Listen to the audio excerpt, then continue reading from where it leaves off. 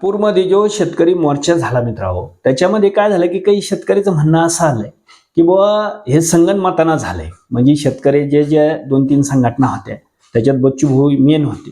म्हणजे यांचं आणि सरकारचं ठरून हे झालेलं आहे कर्जमाफीचं.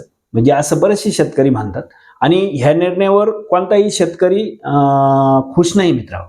कारण काय झालंय की बुवा तुम्ही काय केलंय मोर्चा काढून काय झालं की सामान्य शेतकरी भरपूर तिथं जमा झाला की कशाच्या आशान जमा झाला की कर्जमाफी मिळत. पण याच्यामध्ये काय झालं मित्रांनो की कर्जमाफीची फक्त यांनी तारीख दिली आणि त्याच्यातच यांनी आंदोलन मागे घेतलं, हाय का नाही. मग हे तारीख घ्यायसाठी गेले होते की कर्जमाफी करायसाठी गेले होते हे बी समजायला तयार नाही. त्याच्यामुळे शेतकरी कोणीच खुश नाही. आणि दुसरी गोष्ट मित्रांनो की बुवा एक दुसरं काय होतं की एकीकडे जरांगे पाटलांनी सांगितलं होतं की दिवाळीनंतर आपण मोठा शेतकरी लढा उभा करू. म्हणजे त्याचा एक धाक सरकारला पडला असेल किंवा हे शेतकरी जे नेते यांना बी वाटलं असेल की बुवा जर जरांगे पाटील जर याच्यात आले तर 100% ते कर्जमाफी घेणार आणि ते शेतकऱ्यासाठी लढायला लागले तर आपलं कमीपणा होईल. म्हणजे ह्या गोष्टी त्याच्यात झाल्या असतील आणि सरकारला पण जरांगे पाटला धाकच आहे. कारण ते जर पुढे आले मित्रांनो तर 100% शेतकऱ्याच्या फायद्याची गोष्ट होईल. पण यांना हे सगळ्याला मिळून त्यांना पुढे येऊन द्यायचं नाही, हीच कालची राजनीती होती मित्रांनो. आणि याच्यात त्यांनी बरोबर ते केलंय. पण अजून टाइम आहे, अजून काय कर्जमाफी यांनी दिली नाही.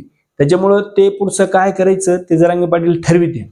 पण हे असं प्रत्येक शेतकऱ्याच्या मनामध्ये हे काय मीच बोलत नाही, सगळे सामान्य शेतकरी गावाखेड्यात हेच बोलतात. आणि तिथं जाऊन काय मिळवलं हे तर काहीच माहित नाही. कारण मुख्यमंत्री साहेब तर नागपूरला नाही आले, पण हे शेतकरी नेत्याला मुंबईला जावं लागलंय आणि तिथं जाऊन ती बैठक झाली. जर तिथं आले असते बुवा तुम्ही शेतकऱ्यासमोर काय बोलले असते तर ते समजलं असतं, खरं समजलं असतं. जर यांना खरंच कर्जमाफी जरा 30 जूनला द्यायची आहे तर मग यांनी त्या लाखो शेतकऱ्यासमोर येऊन जर सांगितलं असतं तर काय फरक पडला असता. म्हणजे तुम्हाला द्यायचीच आहे तर 4 भीतीच्या आडमध्ये बसून का शब्द दिला, म्हणजे हे समजायला तयार नाही शेतकऱ्याला.